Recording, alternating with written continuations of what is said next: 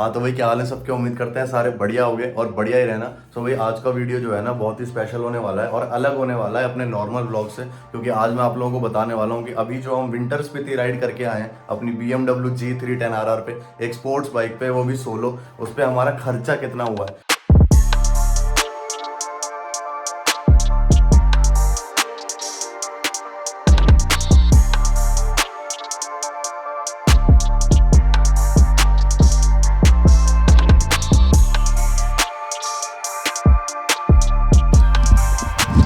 तो भाई सबसे पहले अपन स्टार्ट करते हैं राइडिंग एक्सपीरियंस के बारे में, क्योंकि राइडिंग एक्सपीरियंस जो अपना रहा है ना इस वाली बाइक पे वो सच में बहुत ही ज़्यादा ज़बरदस्त था। और सच में मुझे तो बहुत मज़ा आया बाइक को जितनी भी जगह मैंने चलाया ना, चाहे वो स्नो हो, चाहे वो कंकड़ पत्थर हो, चाहे वो टारमेक की रोड हो बढ़िया वाली, हर जगह इतना ज़्यादा मज़ा आया ना चलाने में।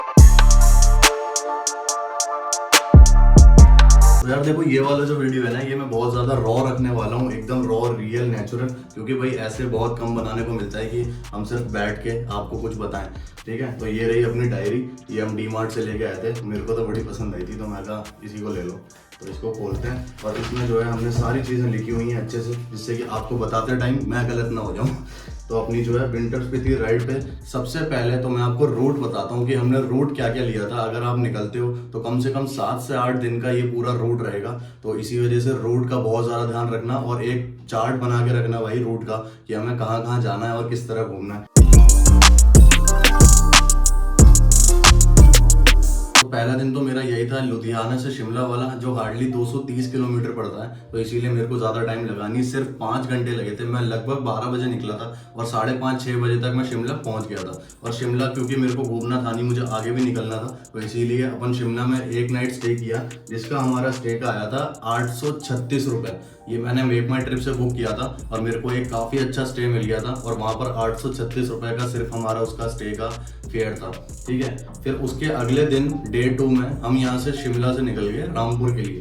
अब यार रामपुर पंजाब वाला नहीं, हिमाचल वाला। तो रामपुर शिमला से जो है 121 किलोमीटर था सिर्फ, तो इसीलिए वहाँ भी पहुँचने में हमको ज़्यादा टाइम नहीं लगा। और शिमला में इतना कुछ ख़राब मौसम नहीं हो रहा था, मौसम बहुत ज़्यादा सही था। बस नारकंडा में कहीं कहीं पे मेरे को बर्फ़ मिली थी, लेकिन वहाँ मज़ा आ गया यार। नारकंडा की स्नो इतनी तगड़ी है ना कि वहाँ मज़ा आ जाएगा। रोड थोड़ा सा ख़राब है पर वही तो उसका एडवेंचर है। तो इसी वजह से नारकंडा क्रॉस करते हुए हम पहुँचे रामपुर शाम तक, और वो भी हमने जो है स्टे लिया था 1100 रुपये का।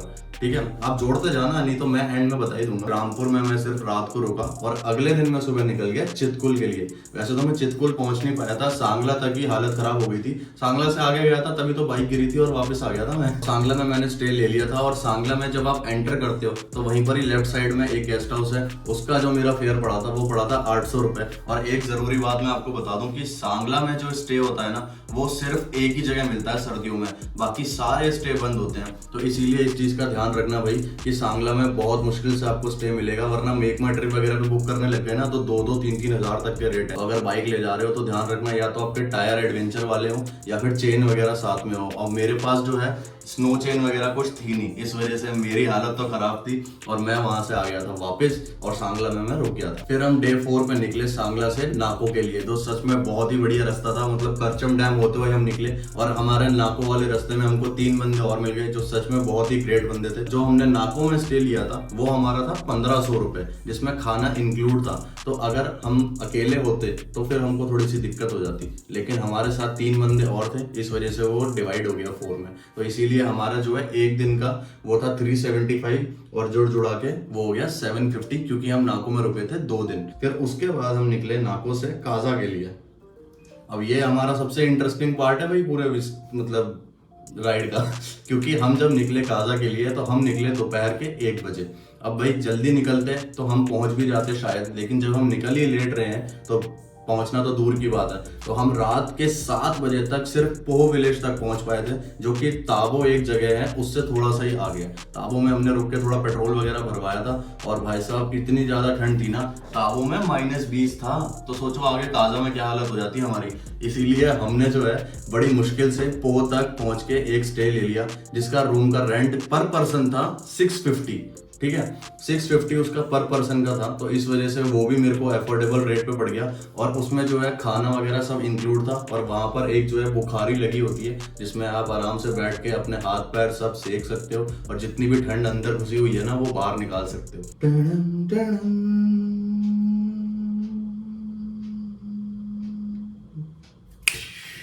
फिर अगले दिन हम वो विलेज से सोचा कि चलो हिम्मत करते हैं और काजा के लिए निकलते हैं। वैसे तो रास्ता बहुत ज़्यादा खराब और बंद था, लेकिन फिर भी हमने कहा कि यार फरवरी तक जा रहे हैं तो रास्ता थोड़ा बहुत तो खुल ही गया होगा। तो हम पो विलेज से जब निकले काजा के लिए तो हम दोपहर के निकले 2 बजे।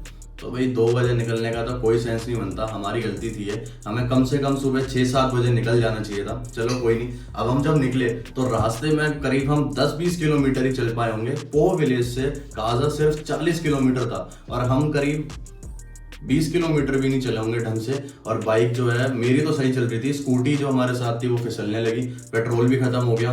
तो मैं सोच रहा था कि आगे निकल जाता हूँ, लेकिन फिर हमको रास्ते में लोकल्स मिल गए जिन्होंने ये बोला कि क्या आप बाइक से जा रहे हो, क्यों जा रहे हो बाइक से आप, रास्ता आगे बहुत खराब है और 2.5-3 फीट बर्फ है, आप आगे जा ही नहीं पाओगे। और ऐसा ऐसा रास्ता आएगा कि ऊपर से पत्थर गिर रहे होंगे, लेफ्ट साइड से आप जब निकालोगे बाइक को बचाते हुए पत्थरों से तो स्नो होगी 2.5-3 फीट, और उसके बगल में होगी स्पीति रिवर।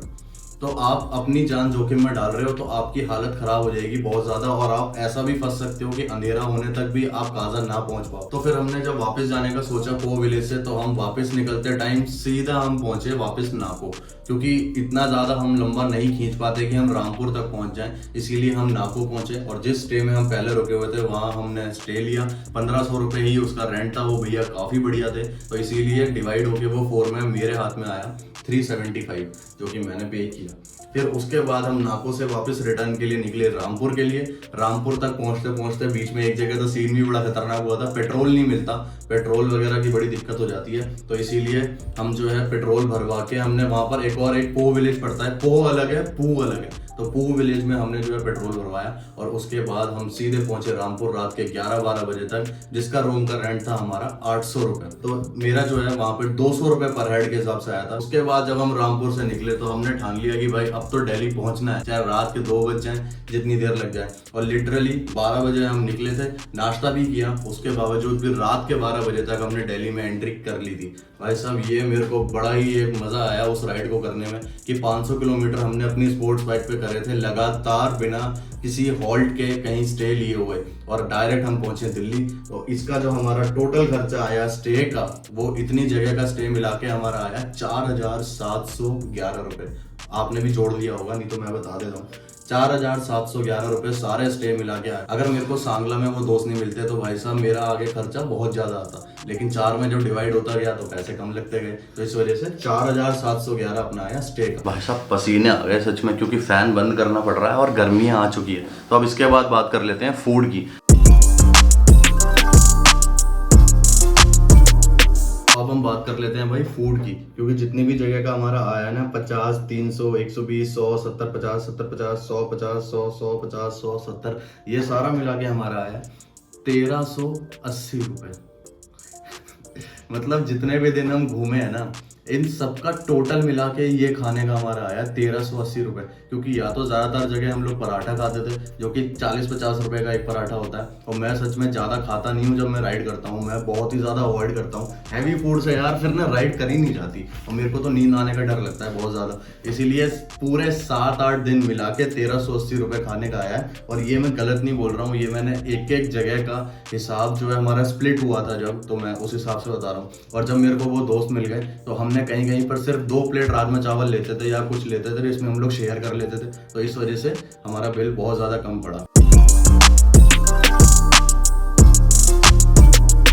तो अब बात करते हैं भाई जिसका आप लोगों को काफी देर से वेट होगा, और मैं भी आप लोगों को बता ही देता हूँ। देखो, एक तो हमारी बाइक का जो एवरेज है ना वो है 33, मतलब 30 से और 33 के बीच में ही रहता है। तो ये मेरे को बड़ा अच्छा लगता है कि हमने स्पोर्ट्स बाइक तो ले ली, लेकिन इसका एवरेज काफ़ी ज़्यादा अच्छा है। तो अपनी जो बात करते हैं अब बाइक में पेट्रोल का खर्चा कितना आया, ठीक है। तो मेरी जो बाइक है उसमें मैंने 5 जगह पेट्रोल डलवाया, ठीक है। अपनी जो पूरी ये राइड थी वो लगभग 1500 से 1800 किलोमीटर के बीच में हम लोग पड़ी है, आना जाना, मतलब 700-800 किलोमीटर जाना और 700-800 ही आना, ठीक है। तो इसमें जो है 5 बार मैंने पेट्रोल डलवाया। इसमें एक जगह 900, फिर 900, फिर एक जगह 972 रुपए और एक जगह तो 10 लीटर पी गई थी ये, तो उसमें आया है 1080, फिर उसके बाद 900, ठीक है। तो 5 जगह पेट्रोल का मिला के हमारा खर्चा आया है 3942 रुपए।